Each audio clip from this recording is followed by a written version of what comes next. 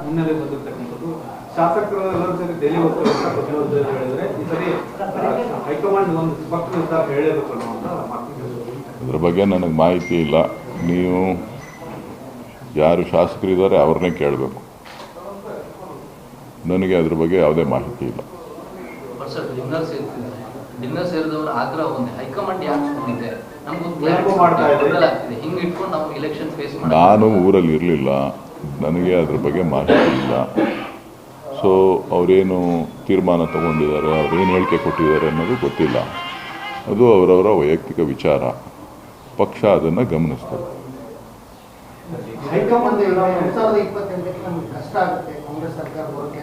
ಹೇಳಿದ್ನಲ್ಲಪ್ಪ, ನನಗೇನು ಗೊತ್ತಿಲ್ಲ. ಚುನಾವಣೆಗೆ ನಿಲ್ಲೋರಿಗೆ ಕಷ್ಟ ಆಗ್ಬೋದು, ನನಗೇನು ಕಷ್ಟ ಆಗಲ್ಲ. ಚುನಾವಣೆಗೆ ನಿಲ್ತೀವಿ ಅನ್ನೋರು ಕಷ್ಟ ಆಗ್ಬೋದು, ನಾನೇನು ಚುನಾವಣೆಗೆ ನಿಲ್ಲಲ್ವಲ್ಲ, ನಾನು ಹೆಂಗೆ ಹೇಳಿ.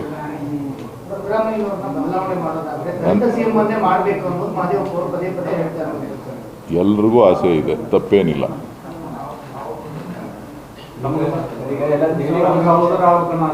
ನಾನು ಮುಂಚೆನೇ ಹೇಳಿದ್ದೀನಲ್ಲಪ್ಪ, ನಂದೇನಂತ ಹೇಳಿದ್ದೀನಲ್ಲ. ಅದೇನು ದಿನ ಹೇಳ್ಬೇಕಾ ನಾನು? ಪದೇ ಪದೇ ಏನು ಹೇಳೋವಂಥ ಅವಶ್ಯಕತೆ ಇಲ್ಲ. ನಾನು ಸ್ಪಷ್ಟಪಡಿಸಿದ್ದೀನಿ ಏನು ನಮ್ಮ ವಿಚಾರ ಏನು ಅಂತ ಹೇಳಿ. ಯಾರು ಆಕಾಂಕ್ಷಿಗಳಿರುವಂಥದ್ರಲ್ಲಿ ತಪ್ಪಿಲ್ಲ. ಇದೇ ಸರ್ಕಾರದಲ್ಲಿ ತಮ್ಮ ಸಹೋದರರನ್ನ ಸಿಎಂ ಪಟ್ಟಕ್ಕೆ ಕಟ್ಟೋದಕ್ಕೆ ತಮ್ಮ ಪ್ರಯತ್ನ ಹೇಗಿದೆ? ನನಗೇನು ಗೊತ್ತಿಲ್ಲಪ್ಪ, ನೀವೇನು ತೋರಿಸ್ತೀರಿ ಅದನ್ನು ನೋಡ್ತಾ ಇದ್ದೀನಿ. ಆ ಥರದ್ದೇನೂ ಇಲ್ಲ. ನನಗೆ ಶಾಸಕರ ವಿಚಾರ ನನಗೆ ಗೊತ್ತಿಲ್ಲ. ನನಗೇನಾರ ಬೊಮ್ಮೂಲ್ ವಿಚಾರ ಇದ್ದರೆ ಕೇಳಿ, ಹೇಳ್ತೀನಿ.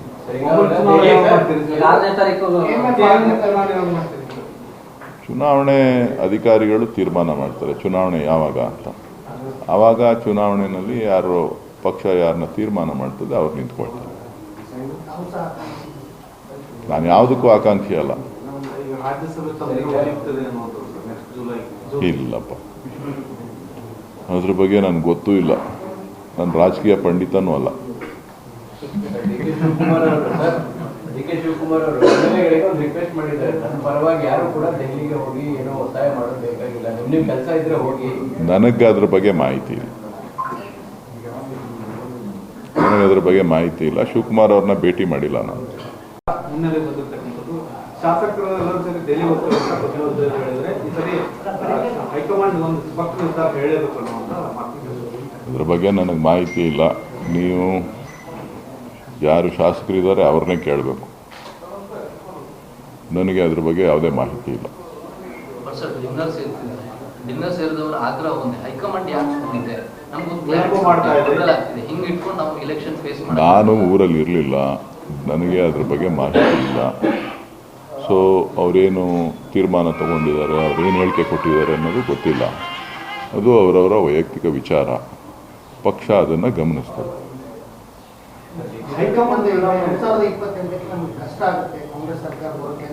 ಹೇಳಿದ್ನಲ್ಲಪ್ಪ, ನನಗೇನು ಗೊತ್ತಿಲ್ಲ. ಚುನಾವಣೆಗೆ ನಿಲ್ಲೋರಿಗೆ ಕಷ್ಟ ಆಗ್ಬೋದು, ನನಗೇನು ಕಷ್ಟ ಆಗಲ್ಲ.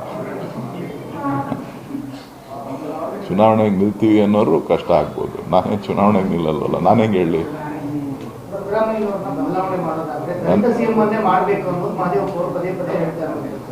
ಎಲ್ರಿಗೂ ಆಸೆ ಇದೆ, ತಪ್ಪೇನಿಲ್ಲ.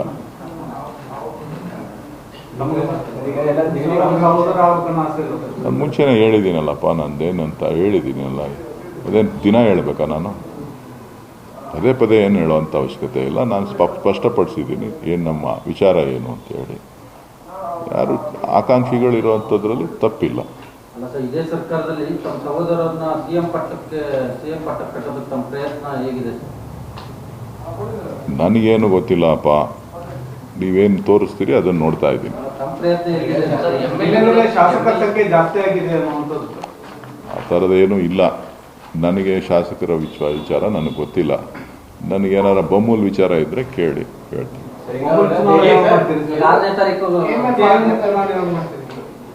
ಚುನಾವಣೆ ಅಧಿಕಾರಿಗಳು ತೀರ್ಮಾನ ಮಾಡ್ತಾರೆ ಚುನಾವಣೆ ಯಾವಾಗ ಅಂತ. ಆವಾಗ ಚುನಾವಣೆಯಲ್ಲಿ ಯಾರು ಪಕ್ಷ ಯಾರನ್ನ ತೀರ್ಮಾನ ಮಾಡ್ತದೆ ಅವ್ರು ನಿಂತ್ಕೊಳ್ತಾರೆ. ನಾನು ಯಾವುದಕ್ಕೂ ಆಕಾಂಕ್ಷಿ ಅಲ್ಲ.